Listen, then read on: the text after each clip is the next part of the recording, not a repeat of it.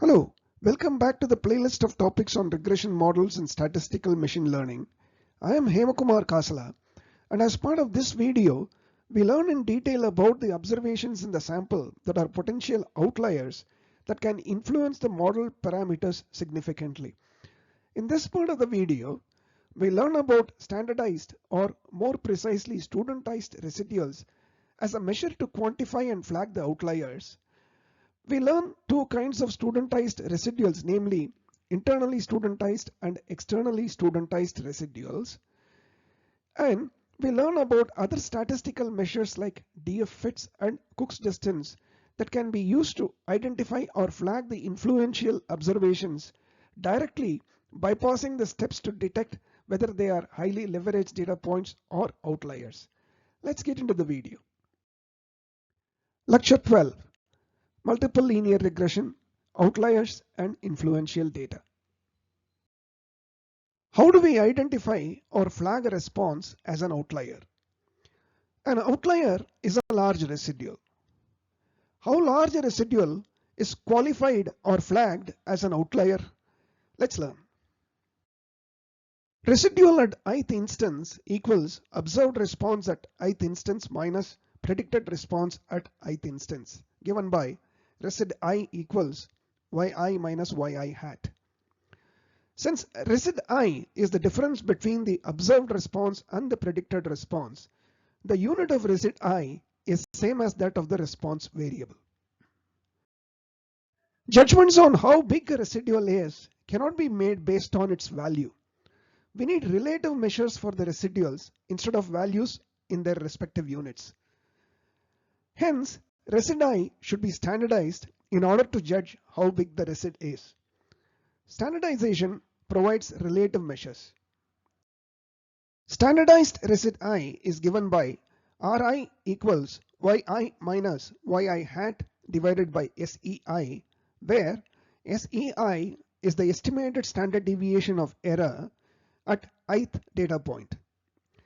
SEI equals square root of MSR multiplied by 1 minus HII, where MSR is the mean residual sum of squares and HII, as we learned in the previous lecture, is the distance of the predictor value at I from its mean value.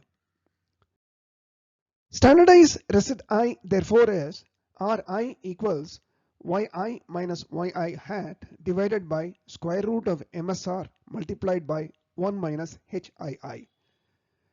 Please recall that the estimated standard deviation at each data point I is not the same, and it depends on the distance of the predictor values from its mean, which is captured by HII. This is also called as studentized residual. To be precise, internally studentized residual. We will soon see why we call it as internally studentized. For a given MSR, larger the distance from the mean, that is, larger the HII is, smaller is the estimated standard deviation, and smaller the distance from the mean, that is, smaller the HII is, larger is the estimated standard deviation. An internally studentized resid I is a t-statistic that follows a t-distribution whose degrees of freedom df equals sample size n minus the number of predictors in the model p plus 1. As a common rule, internally studentized resid I that is greater than 3, that is more than 3 times the standard deviation SEI at the ith instance, is flagged as a data point that can be qualified as an outlier. In some cases, internally studentized resid I greater than 2 is used instead as a rule. Let's look at the example 2 data that we examined in the previous lecture. Here is the corresponding scatter plot between predictor X and the response Y. From the scatter plot, we visually observe that the 21st data point appears to be a potential outlier. Is it really an outlier? Let's check by calculating the internally studentized residual at that data point. Minitab provides the fit and diagnostic table for the unusual observations. According Accordingly, Minitab calculates the internally studentized residual for the 21st data point as 3.68, which is greater than 3. Hence, it also flags that data point as a large residual by tagging it as R, in other words, an outlier. However, we saw in our earlier lecture that this data point, though an outlier, is not an influential data point. Predicted values, slopes, and the hypothesis tests all concluded that the 21st data point is not an influential data point. Using the internally studentized residual to flag an outlier and subsequently examine the same if it is an influential data point has some drawbacks at times. Let's understand such situations using an example data. Let's consider a sample data set as shown below. Here is the scatter plot of the data. As can be seen, the fifth data point seems visibly outside the trend of the rest of the responses. Let's go ahead and fit a regression line on this sample, including all the data points, meaning including the fifth data point. The estimated regression equation is y hat equals 2.2481 plus 0.9858 multiplied by x. We can notice that the estimated regression line is fitted such that the fifth data point does not look too much away from the estimated regression line. The fifth data point appears so influential that it could pull the estimated regression line towards itself, resulting in a much smaller residual. That is, internally studentized residual in this case seem to be failing to capture the fifth data point as a potential outlier. Let's now fit a regression line on this sample excluding the fifth data point, just to check the impact on the regression equation. The estimated regression equation in this case is y hat equals minus 0.05 plus 2.02 multiplied by x. The impact is indeed significant, as can be seen comparing the estimated intercept and the slope coefficients. The estimated slope coefficient after excluding the fifth data point is more than twice of the fit achieved by including it. Intercepts are also quite different. We can calculate the residuals at each data point for each of these two cases. INC denoting including the fifth data point and EXE denoting excluding the fifth data point. The predicted values with fifth data point included are calculated using the regression equation y hat inc equals 2.2481 plus 0.9858 multiplied by x, and the predicted values with the fifth data point excluded are calculated using the regression equation y hat x equals minus 0.05 plus 2.02 multiplied by x. Let's take a look at the residual values for each of the two cases. Resid inc equals y minus y hat inc and resid x equals y minus y hat x.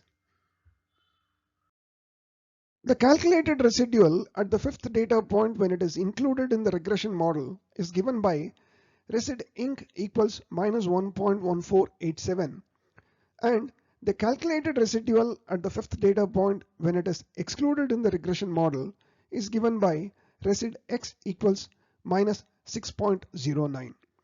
Note, y hat x at the fifth data point calculated is an extrapolation, that is, calculated outside the range of the predictor values.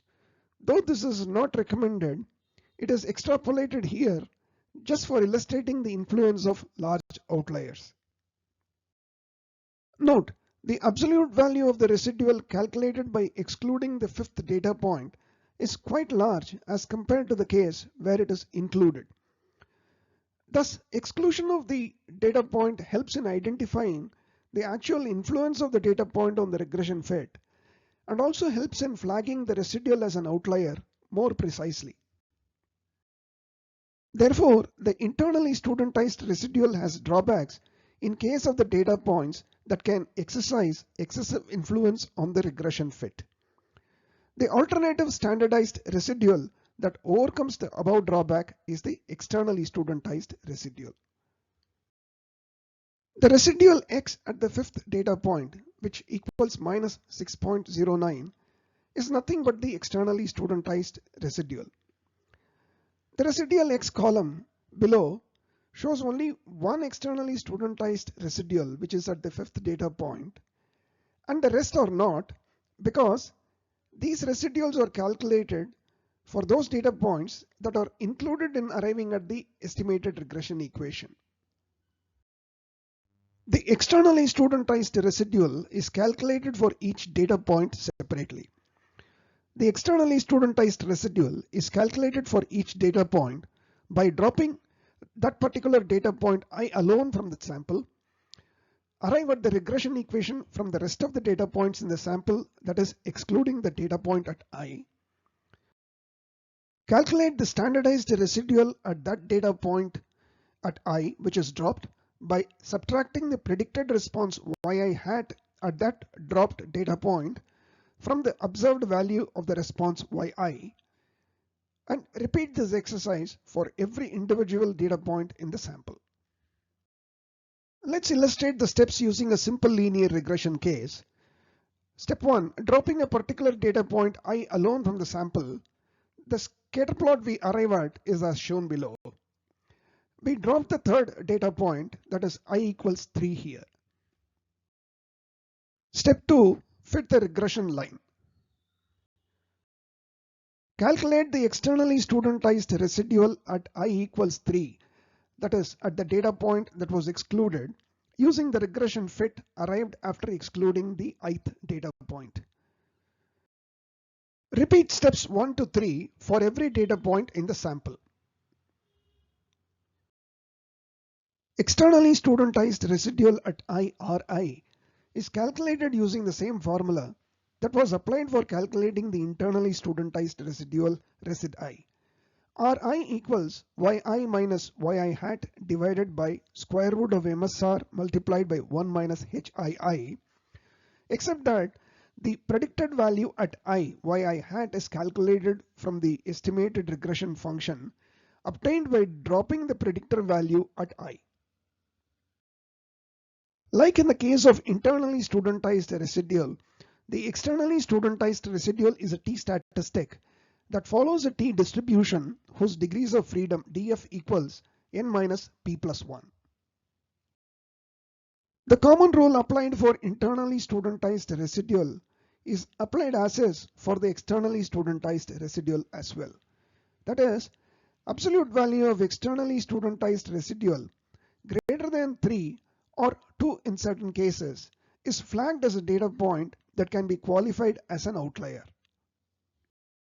There is also a formula available to derive the externally studentized residual from the internally studentized residual value, as in Ti equals Ri multiplied by square root of n minus p divided by n minus p plus 1 minus Ri square, where Ti is the externally studentized residual at I, Ri is the internally studentized residual at I, n is the sample size, and p is the number of predictors included in the model.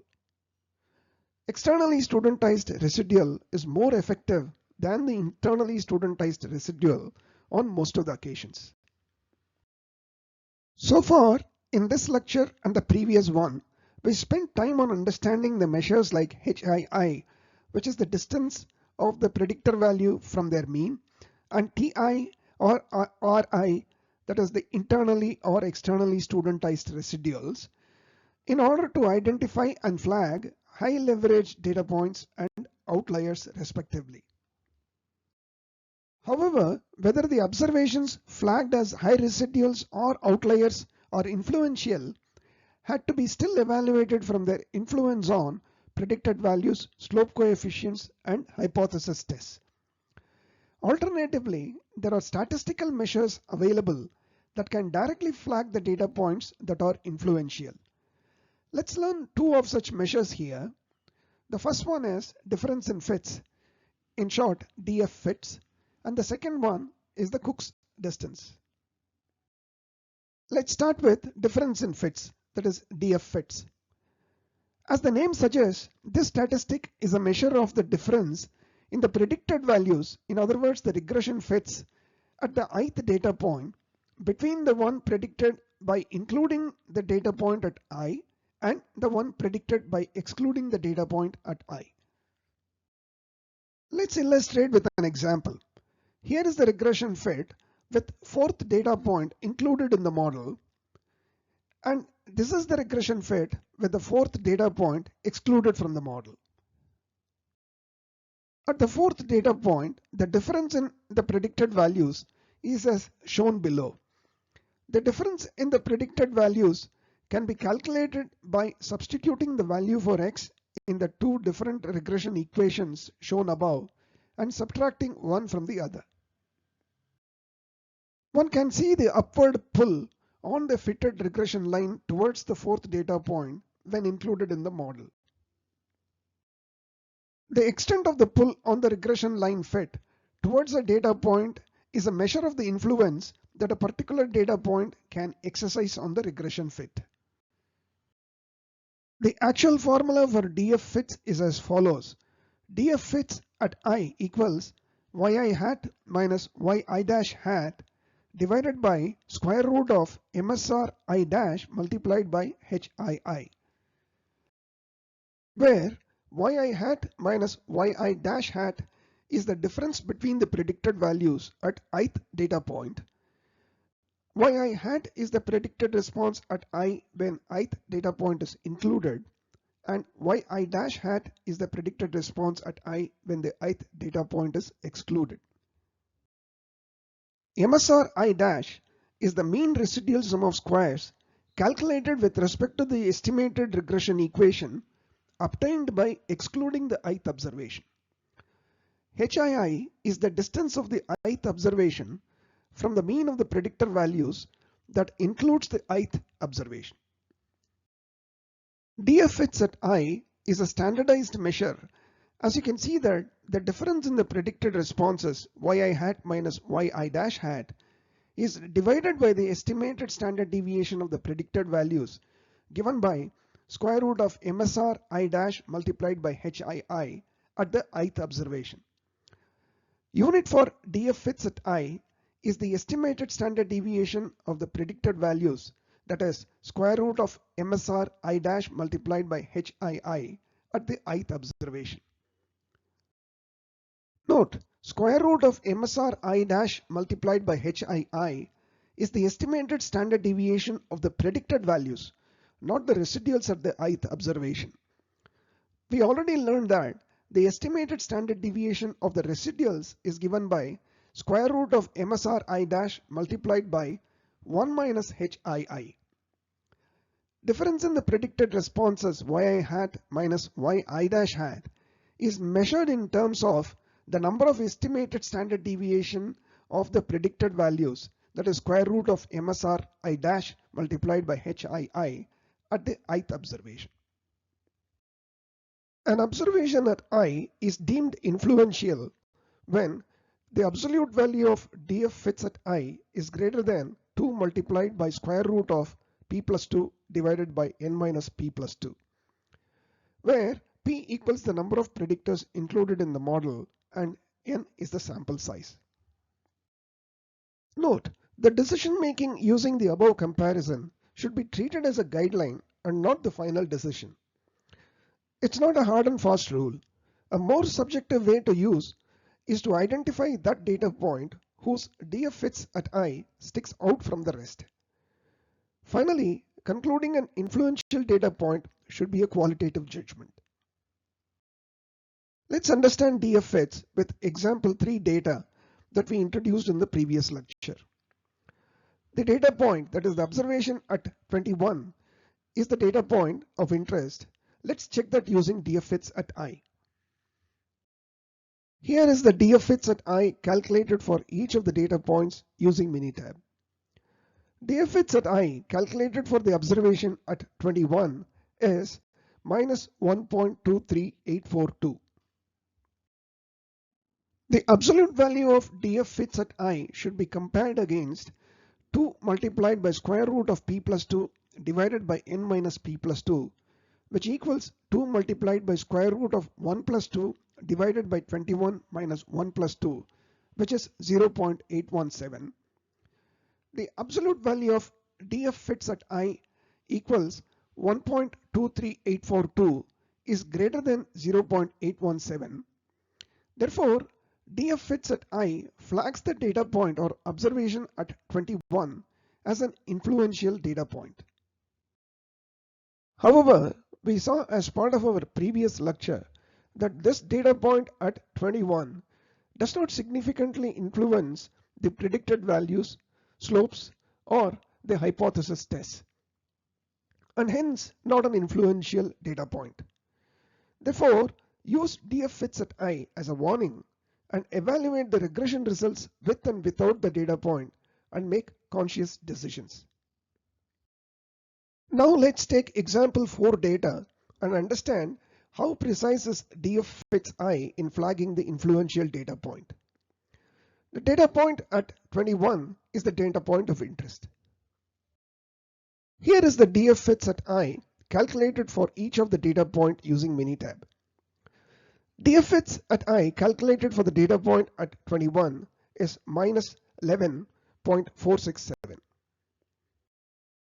The absolute value of DFFITS at I should be compared against 0.817.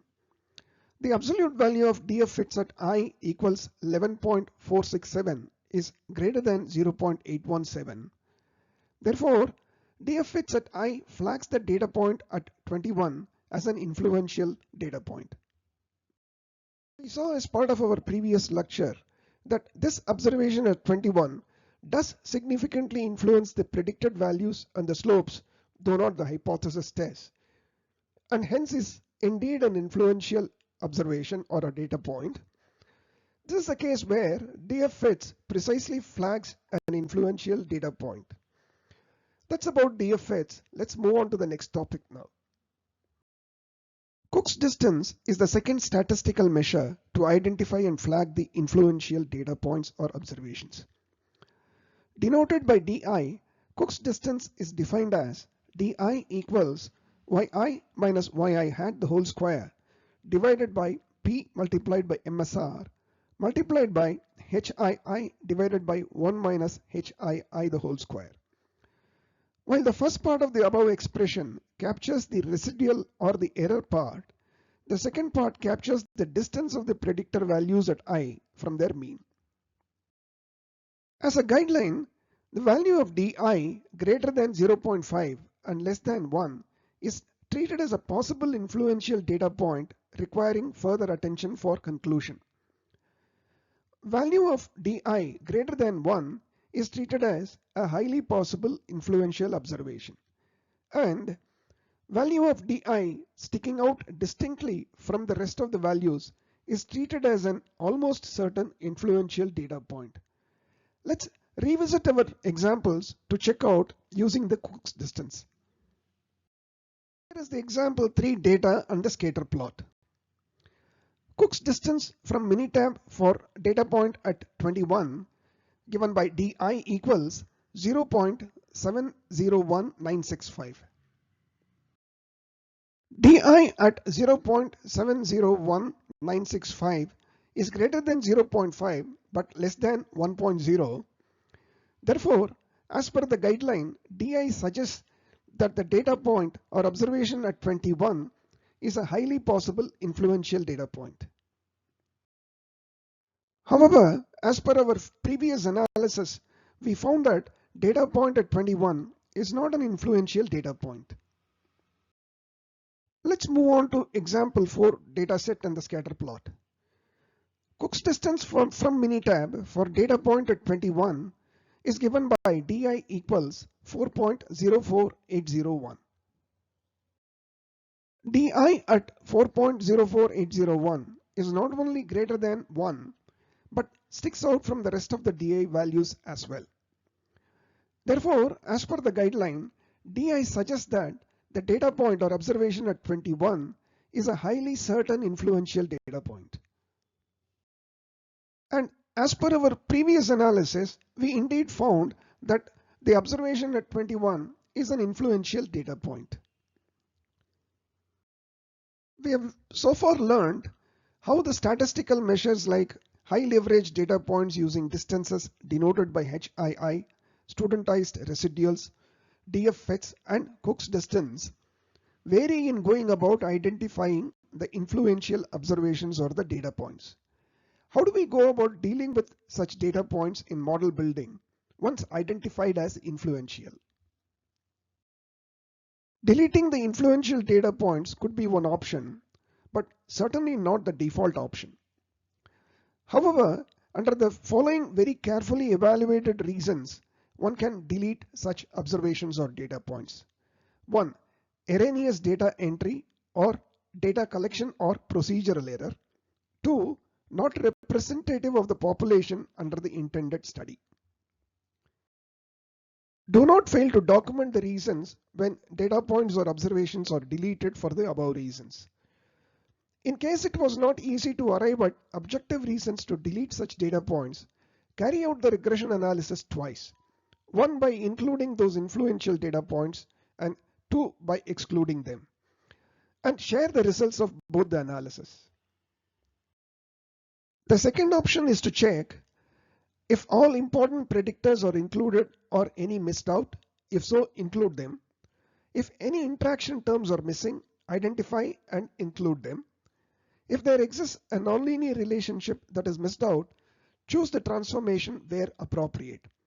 Finally, a knowledge-based decision depending on the subject and situation is very much required.